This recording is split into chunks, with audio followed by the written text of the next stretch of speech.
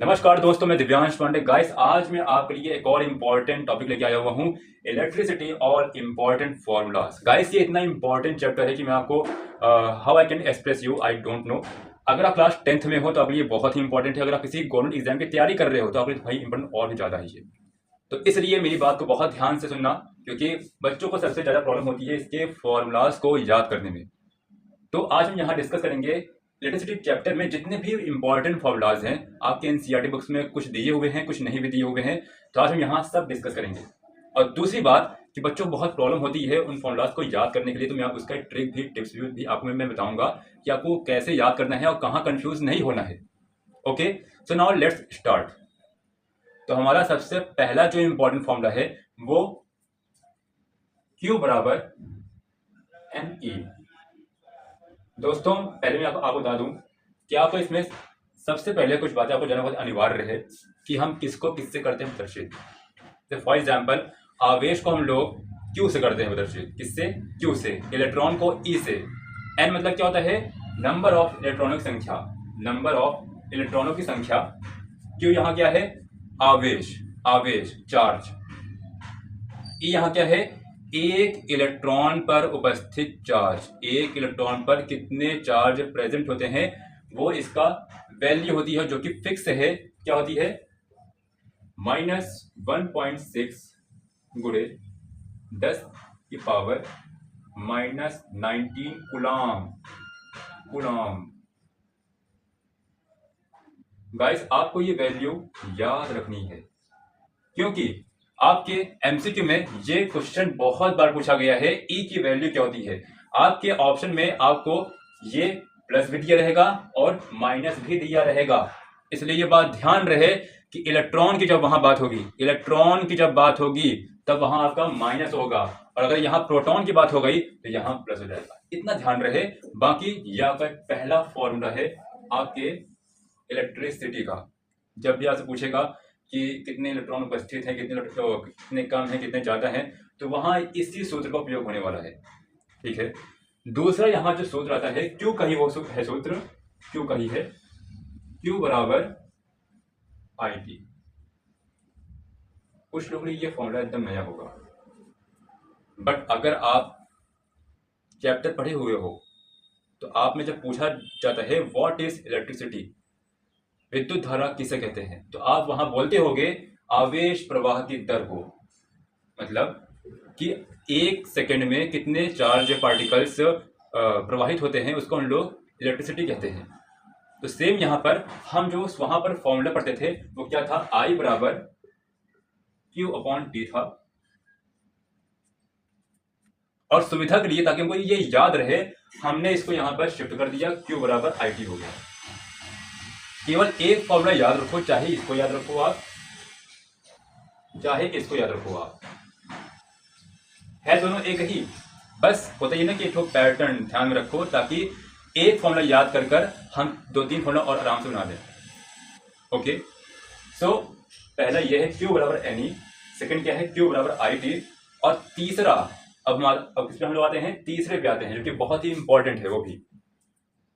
Guys, आपने voltage का formula पढ़ा होगा, V बराबर, इसको हम लोग V से करते हैं डिनोट। ओके, V बराबर W अपॉन Q।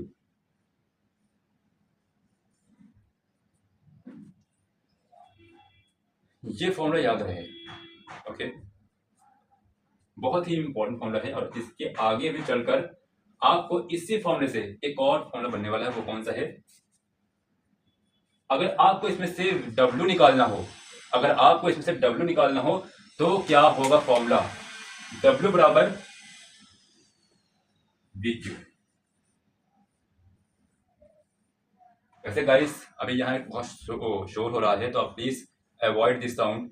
अब पता नहीं यार, जब भी मैं वीडियो बनाता हूँ तो स्टार्ट करता हूँ तब भी ऐसे बहुत सारे साउंड से सबको रहता है इंतजार कि हाँ आप स्टार्ट करो वीडियो, और हम यहाँ तैयार हैं आवाज करने के लिए। तो प्लीज अवॉइड दिस साउंड। बहुत लोग आएंगे करने के लिए डिस्टर्ब, तो हम डिस्टर्ब नहीं होंगे। ओके, तो पहला कौन सा है? क्यू बराबर एन ई। क्यू यहाँ क्या है? आपका चार्ज है। एन क्या है? Number of electron. और पी क्या है? एक इलेक्ट्रॉन पर उपस्थित चार्ज कितना होता है, -1.6 गुणे 10⁻⁻19 कूलम। आपको ये अच्छे से याद रखना है, बहुत ही इंपॉर्टेंट है। सेकंड क्या है, Q बराबर ID या फिर I बराबर Q/T। मुझे आसानी होती है याद करने में इस वाले फॉर्मूला को, इसलिए मैंने आपको पहले यही बताया है। ठीक है। तीसरा यहाँ कौन सा है, V बराबर W/Q, जहां V क्या है, V यहाँ पर आपका वोल्टेज है, विभवांतर है। W क्या है, W यहाँ पर आपका कार्य है। ठीक है, कार्य। और Q यहाँ क्या है, Q यहाँ पे यहाँ वही चीज आवेश है। तो आई होप आपको इतने में कोई प्रॉब्लम नहीं आई होगी। Okay, now let's see next formula. तो गाइस अब हमारा एक और आता है बहुत ही इंपॉर्टेंट फॉर्मूला, जो कि हमारा क्या है, प्रतिरोध का फॉर्मूला है। बहुत ही ज्यादा इंपॉर्टेंट है, जिसको लोग इलेक्ट्रिक रेजिस्टेंस बोलते हैं इन इंग्लिश, जिसको लोग R से करते हैं डिनोट। और आपने ओम्स लॉ में इसका सूत्र पढ़ा होगा, क्या होता है, R बराबर V/I। ओके, अब आप इसके थ्रू आराम से कुछ और भी फॉर्मूलास जनरेट या फिर बना सकते हो। कौन कौन से, अगर आपको I निकालना होगा तो आप I को इधर ले जाओगे, R इधर आएगा, तो ये V/R हो जाएगा, सिंपल। अगर आपको यहाँ पर V निकालना होगा तो आप I को उस साइड शिफ्ट कर दो, V बराबर IR हो जाएगा।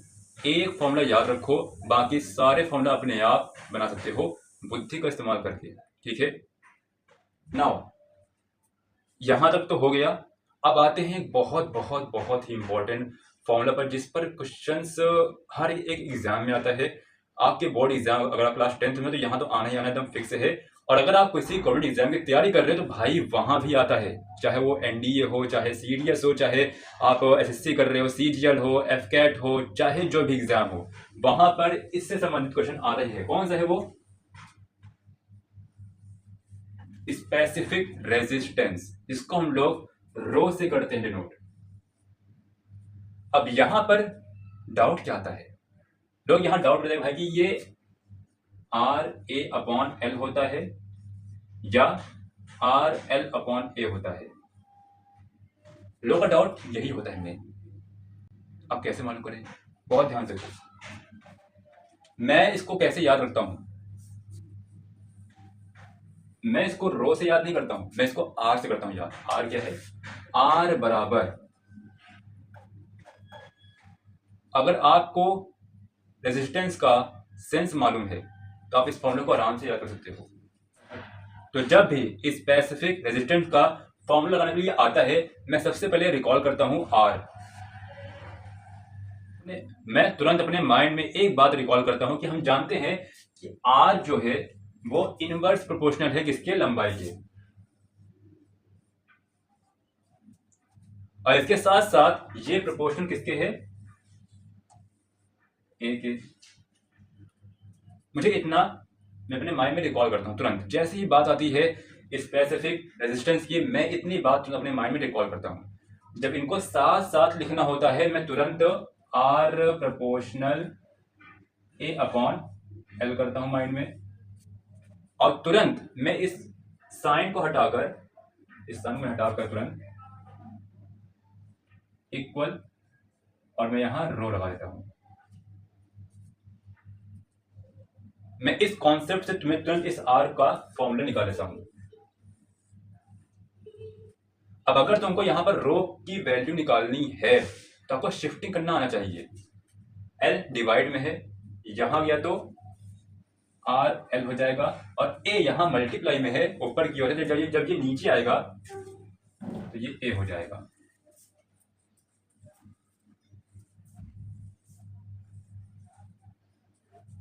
तुरंत, मतलब यहां क्या हुआ, रो A/L। ओके, अगर मैं यहां से रो की वैल्यू निकालना चाहूं तो क्या होगा, रो बराबर, मैं तुरंत अपने माइंड में रिकॉल कर रहा हूं, रो बराबर क्या होगा, L वहां गया, ये नीचे आ जाएगा,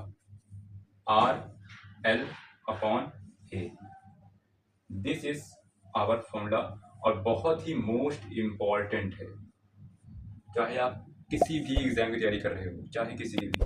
ठीक है, तो ये तुम्हारा किसका हो गया, हमारे स्पेसिफिक रेजिस्टेंस का। इसको याद कैसे करना है मैंने आपको वो भी बता दिया है।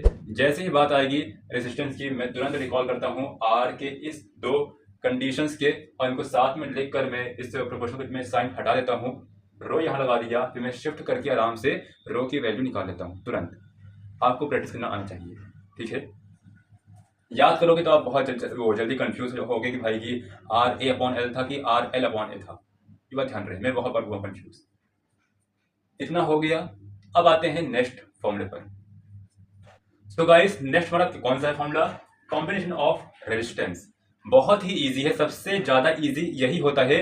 और मैं ये देखता हूँ कि स्कूल कॉलेजेस में, सॉरी स्कूल और कोचिंग्स में मैं देखता हूँ कि सबसे ज्यादा न्यूमेरिकल से इसी पर लोग करवाते हैं, और बच्चे सिर्फ यही न्यूमेरिकल्स करते हैं, उनको बहुत मजा भी आती है, बहुत ईजी होता है इसलिए। और एग्जाम में आजकल क्या है कि कुछ सेट्स में ये अब इस पर क्वेश्चंस आ गए हैं, कुछ पे नहीं आते हैं। हालांकि ये बहुत इंपॉर्टेंट है, आता भी क्वेश्चंस फिक्स है कि हाँ आएगा ही आएगा, बट अब क्या है कि अब फिक्स नहीं है, ठीक ना। क्योंकि मैं इसे देखता हूँ सेट्स में, तो अगर 7 सेट हैं तो उसमें से 4 सेट में पूछा गया है, 3 सेट में नहीं पूछा गया, तो आपके पास कौन सा सेट आ जाए भगवान जाने। तो बहुत ध्यान से देखो। 2 टाइप्स का होता है, हम जानते हैं। नंबर 1 इन सीरीज, मतलब कि श्रेणी क्रम संयोजन। दूसरा इन पैरेलल, समांतर क्रम संयोजन। हम जानते हैं सिंपल सा कि R बराबर क्या होता है, जितने भी उसमें रेजिस्टेंस लगे होंगे सबको हम जोड़ लेते हैं, R1 plus R2 plus R3 dot dot dot, जहां तक जितने भी हो Rn। ये हमारा एक फॉर्मूला है। और दूसरा कौन सा है, 1 upon R equal to 1 upon R1 plus 1 upon R2 plus 1 upon R3 plus dot dot dot 1 upon Rn। एक फॉर्मूला ये हो गया गाइस। दोस्तों आपके बहुत से टीचर्स, आपके बहुत लोग इसके कुछ और भी फॉर्मूलाज बताते हैं। जैसे फॉर एग्जांपल अगर 3 इक्वल अगर आपके रेजिस्टेंस एक में लगे हुए हैं तो उसके लिए 3 अपॉन R ऐसे करते हैं लोग। तो मैं कहूँ कि आप बस ये याद रखो, बाकी आपके सामने चाहे जो क्वेश्चन आएगा आप उसको ईजिली कर लोगे, ठीक है। क्योंकि अगर आप 10th क्लास में हो तो अगर आपको अगर सिर्फ ये याद रहा तो आप इजीली कर लोगे। टाइमिंग उसमें बहुत विशेष ध्यान नहीं रखता है जो, लेकिन हाँ जो तैयारी कर रहे हैं किसी गवर्नमेंट एग्जाम की, तो वो लोग चाहे उसको याद रखें। अगर नहीं चाहते हैं तो सिर्फ यही याद कर लें, बस काफ़ी है। मेन ये है, बाकी वो सब आलतू फालतू हैं, ठीक ना। बहुत ध्यान सुनना।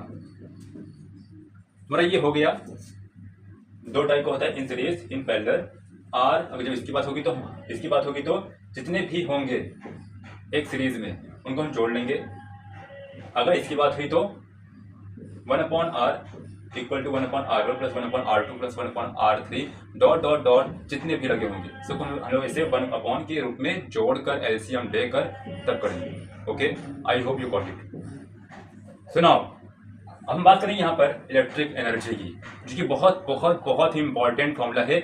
और आप इसको एज अ कंसिडर्ड, आप इसको विद्युत धारा का ऊष्मीय प्रभाव, आपने देखा होगा heating effect of electric current, आप जो ये पढ़ते हो यहाँ पर वो भी कॉन्सेप्ट लागू हो जाएगा, ये बात ध्यान रहे। तो बहुत ध्यान रखो। सबसे पहले इसको बताने से पहले जो कि बहुत बड़ी आती है एक तो कंफ्यूजन, वो क्या है, चाहे बात ऊर्जा की होगी, चाहे बात कार्य की होगी, चाहे बात ऊष्मा की होगी, मैंने क्या बोला, चाहे बात एनर्जी की हो या फिर वर्क की हो या फिर हीट की हो, ऊष्मा की हो, आप इसको एक ही चीज मानेंगे। समझे मेरी बात को, जब तक बात कैलोरी की नहीं होगी। ओके, बहुत लोग होते हैं डाउट में, भाई कैलोरी और जूल में अंतर क्या है। अभी मैं आपको बता दूं कि कार्य का मात्रक क्या होता है, कार्य या फिर ऊर्जा का मात्रक क्या होता है, जूल होता है। ऊष्मा का मात्रक हमारा क्या होता है, कैलोरी होता है। ये बात ध्यान रहे, बहुत ही इंपॉर्टेंट है। आपको ये बात नहीं मालूम होती है और बच्चे इसी में होते हैं कंफ्यूज, भाई मात्रक को कैलोरी लगाएं कि जूल लगाएं। आज आपको ये डाउट क्लियर हुआ? अगर क्लियर हो गया है तो आप भी कि अभी तुरंत इसको सब्सक्राइब करो, लाइक करो, कमेंट करो और अपने दोस्तों को शेयर भी कर दो, ठीक है? तो बहुत ध्यान रखो, इलेक्ट्रिक एनर्जी, इसके कितने फॉर्मूलाज हैं आपको ये ध्यान रखना है, बहुत ज़्यादा इंपॉर्टेंट है। आपके एमसीक्यूज में आते हैं, आपके न्यूमेरिकल्स में आते हैं, बहुत इंपॉर्टेंट है। नंबर 1, हम इसको यहाँ पर W लेकर चलेंगे। आप यहाँ इसको E भी मान सकते हो, W भी मान सकते हो, बट सबसे ज़्यादा फेमस कौन सा है? W है यहाँ पर है, ठीक है? तो बहुत ध्यान रखो, नंबर 1 फॉर्मूला जो हमने अभी पीछे पढ़ा था क्या था? V बराबर W/Q। I hope you remember. ये यहाँ आता है, क्या हो जाएगा? W बराबर BQ। एक फॉर्मूला ये हो गया, ठीक है? इसके बाद आप चाहे जहां पहुंच जाओ, चाहे जहां जाओ धरती पर, ज़्यादा हो गया। आप चाहे जहां देखो, मैक्सिमम स्थान पर क्या होता है कि आपको यहाँ पर दूसरे फॉर्मूला से रिवाइज करवाओ। भाई देखो, हाँ, ओम के लॉज के अनुसार V बराबर IR था, तो IR यहाँ पर रख दो। ऐसे वो करके फॉर्मूलाज बनवाते हैं और फिर बच्चे उसको याद करते हैं, लेकिन जो एग्ज़ाम टाइम पर वो सब याद नहीं आता है। तो अभी मैं आपको जो बताऊंगा तरीका, अगर आप उसके तरीके से याद करोगे तो आपको बहुत आराम से याद रहेगा, ठीक है? क्या करना है, बहुत ध्यान देखो, एक टिप मैं दे रहा हूं आपको। जब भी इलेक्ट्रिक एनर्जी की या फिर ऊष्मीय प्रभाव के जब भी आपको फॉर्मूलाज माइंड में रखने हैं, तो आपको पहले बात तो ये तो याद होना चाहिए, आपको ये याद रहना चाहिए। बाकी इसके 3 फॉर्मूलाज और हैं, और जब भी उन 3 फॉर्मूलाज को याद करने की बारी आएगी, आपको कुछ बोलना है अपने मुंह से। क्या बोलना है? NCERT वीट, NCERT और वीट, ये एक वो है, यू कैन से प्रोडक्ट। आपने इसका कई बार देखा भी होगा, प्रचार आता है, किसका आता है? श्रद्धा कपूर का, है ना? तो वो कहते हैं जस्ट वीट इट, है ना? तो बहुत ध्यान देखो, जैसी ही बात आएगी इसके फॉर्मूलाज को याद रखने की, आपको तुरंत बोलना है NCERT और wheat. NCERT I²RT, I²RT, wheat BIT, wheat. Okay, एक फॉर्मूला बचता है बस, आपको याद रखना है। कैसे आप उसको याद कर लो? V²/R/T।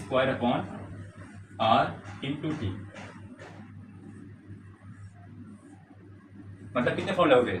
Number 1 NCERT I²RT, just weighted date,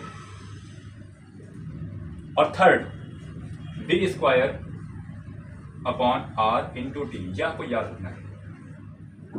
सबसे ज्यादा यूज ये दोनों होते हैं, ये रेयर केस में होता है, बट हो सकता है, ये बात ध्यान रहे। 3 फॉर्मूला आपको याद रखने हैं, बहुत ज़्यादा इंपॉर्टेंट है, बहुत ज़्यादा इंपॉर्टेंट है, ठीक है? आई होप आपको हेल्प किया होगा। सुनाओ, आते हैं अपने अंतिम पर, शक्ति। क्या कहा मैंने? इसको हम लोग एज अ कॉन्सिडर करते हैं। देखिए, नमस्कार, यहाँ छोटे भाई ये रहेगा नहीं हैं, बहुत ही अच्छा ही पढ़ाते हैं, प्रयास कर रहे हैं पढ़ाने का। अच्छा ही जो दिक्कत बताइए उसको, ठीक है? आप कमेंट करिएगा, दीजिएगा एक बार, बेहतर ढंग से पढ़ा रहे हैं, समझ पढ़िएगा और प्रयास जारी रखिएगा, हमें सपोर्ट करिएगा। धन्यवाद। Bye bye. यो यो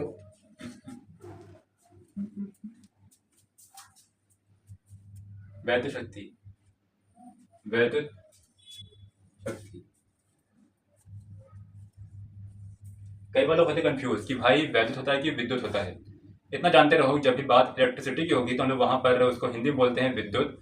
अगर यहाँ बात आती है इलेक्ट्रिक करंट, इलेक्ट्रिक वोल्ट, तो हम लोग यहाँ पर वैद्युत वर्ड बोलते हैं, ठीक है? इलेक्ट्रिक वर्ड के लिए वैद्युत, इलेक्ट्रिसिटी के लिए विद्युत, ठीक है? छोटा सा कॉन्सेप्ट था। वैद्युत शक्ति या फिर क्षमता, जो भी आप कहो इसको, power in English, electric power. इसके भी 4 फॉर्मूलाज हैं, 4 फॉर्मूलाज। कैसे याद करना है अभी मैं इसको तुरंत याद करवा दूंगा, तुरंत की तुरंत। सबसे पहले आपको मात्र एक फॉर्मूला याद रखना है, वो कौन सा है? P बराबर W/T, ये याद हो जाएगा आई होप। एक और फॉर्मूला हमारा कौन सा है, अब बहुत ध्यान देखना, इसके अलावा 3 और हैं फॉर्मूला, 3 फॉर्मूला और हैं, कौन कौन से हैं बहुत ध्यान देखो। V बराबर Vi, अभी कैसे याद करना है मैं उसको बता रहा हूं मैं। P बराबर Vi, दूसरा P बराबर I²R, और तीसरा P बराबर V²/R। अब याद कैसे करें, अभी आपने इसके पिछले जो पढ़ा हुआ था विद्युत धारा का ऊष्मीय प्रभाव में या फिर इलेक्ट्रिक एनर्जी में जितने फॉर्मूलाज थे सब में से T हटा दो। कौन कौन से थे वो, विड्थ था, NCERT I²RT था,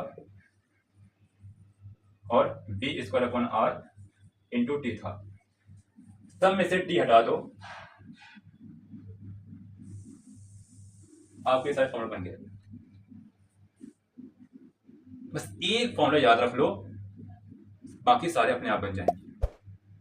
आई होप आपको ये सारे फॉर्मूलाज, आपको इस तरह सारे टिप्स पसंद आए होंगे। अगर पसंद आए हुए हैं तो अपने क्रश के साथ इसको शेयर करो, अपने बेस्ट फ्रेंड के साथ शेयर करो, जिनका भी आप कल्याण चाहते हो और वो आपका कल्याण चाहते हैं सबके साथ शेयर करो।